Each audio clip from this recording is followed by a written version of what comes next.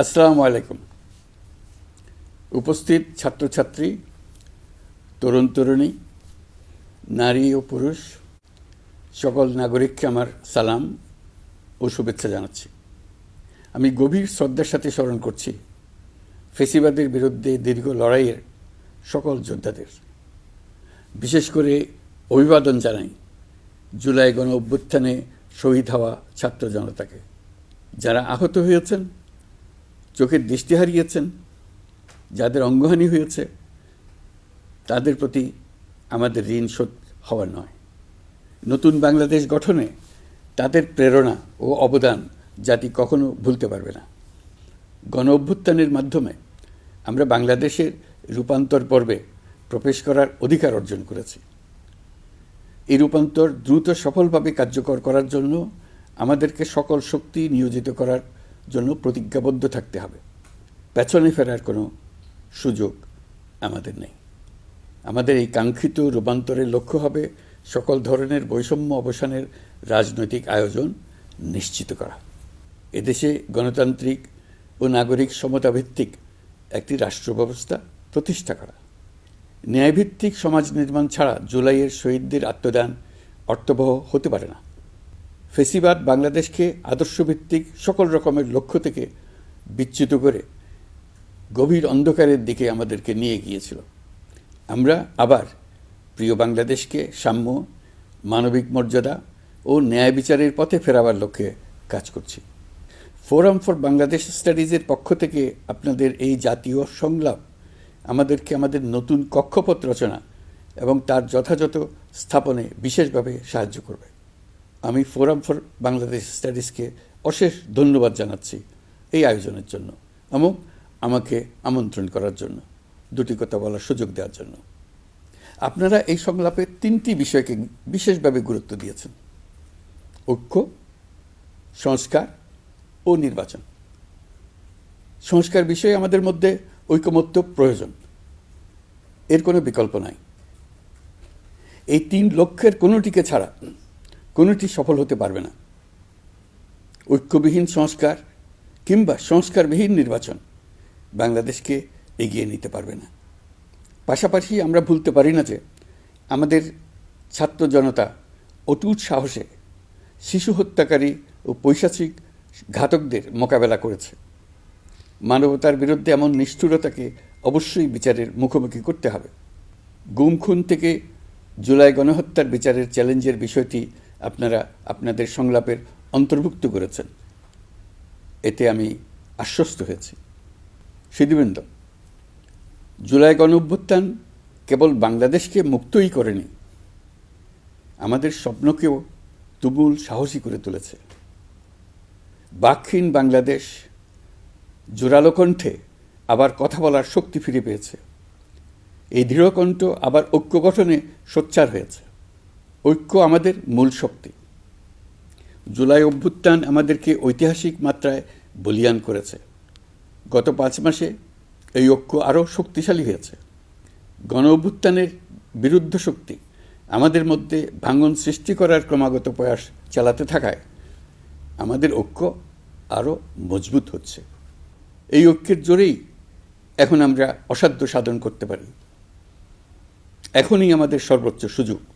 এমন অর্থনীতি গড়ে তুলতে হবে যেটা সকল নাগরিকের জন্য সম্পদের ও সুযোগের বৈষম্যহীনতার নিশ্চয়তা প্রদান করবে।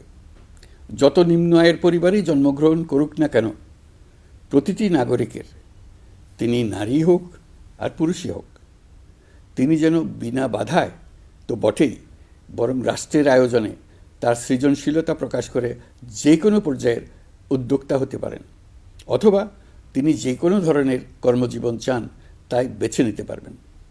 এমন রাজনৈতিক ও রাষ্ট্রীয় পরিবেশ থাকবে যেখানে সংখ্যালঘু সংখ্যাগুরু এই পরিচিতি অবান্তর হয়ে পড়বে।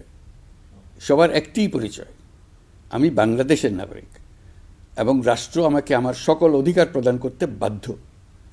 রাষ্ট্রের কাছে এবং অন্য নাগরিকের কাছে আমার অন্য কোনো পরিচয় দেবার প্রয়োজন হবে না, যেখানে ব্যক্তিবন্দনার কোনো সুযোগ থাকবে না। দেশের ভেতরে বা বাইরে প্রভুভৃত্যের কোনো সম্পর্কের সুযোগ থাকবে না। আমরা বাংলাদেশের নাগরিক হবার সুবাদে হব বিশ্ব নাগরিক। দেশের মঙ্গল সাধন করা যেমন হবে আমাদের নাগরিক দায়িত্ব, তেমনি বিশ্বের মঙ্গল সাধন করাও আমাদের কর্তব্য। এই দায়িত্ব আমরা সমানভাবে পালন করব। আমাদের তরুণ তরুণীরা দ্রুত এই দুই দায়িত্ব সমানভাবে পালন করার জন্য প্রস্তুতি নেবে। প্রিয় সহনাগরিকবৃন্দ,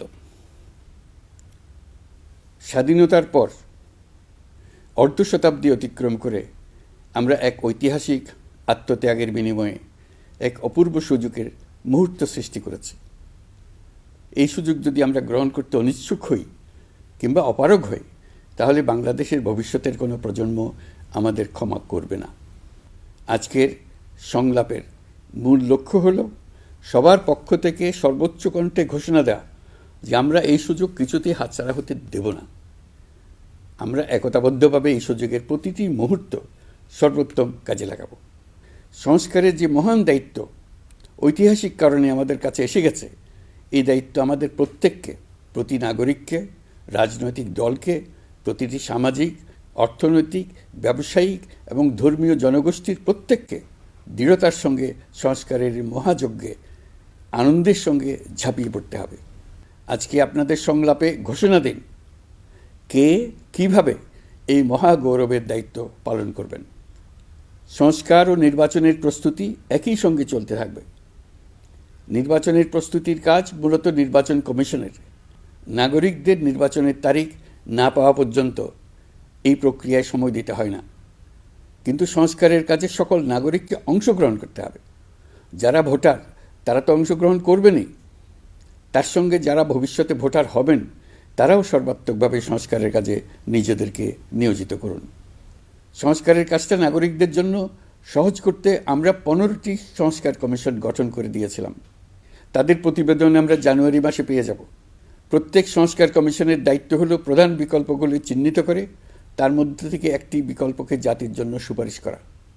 যার যার ক্ষেত্রে সংস্কারের মাধ্যমে ভবিষ্যৎ কিভাবে রচিত হবে তা বিভিন্ন পক্ষের মতামত নিয়ে সুপারিশমালা তৈরি করে দেওয়া, নাগরিকের পক্ষে মতামত স্থির করা সহজ করে দেওয়া। তবে কমিশনের প্রতিবেদনের সুপারিশ করলেই আপনাকে তা মেনে নিতে হবে এমন কোনো কথা নেই।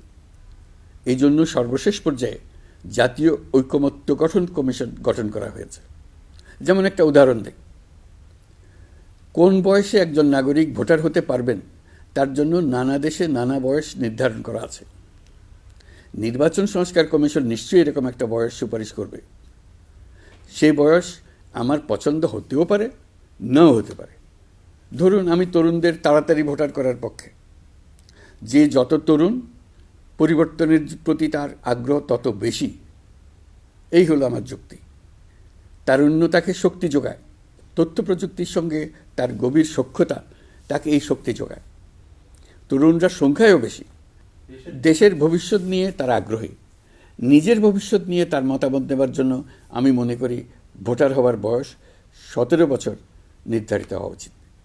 নির্বাচন সংস্কার কমিশন কী সুপারিশ করবেন তা আমার জানা নেই, কিন্তু দেশের বেশিরভাগ মানুষ যদি কমিশনের সুপারিশ করা বয়স পছন্দ করে, ঐকমত্যে পৌঁছার জন্য আমি তা মেনে নেব। সবকটা কমিশন মিলে আমাদের সামনে বহু সুপারিশ তুলে ধরবে।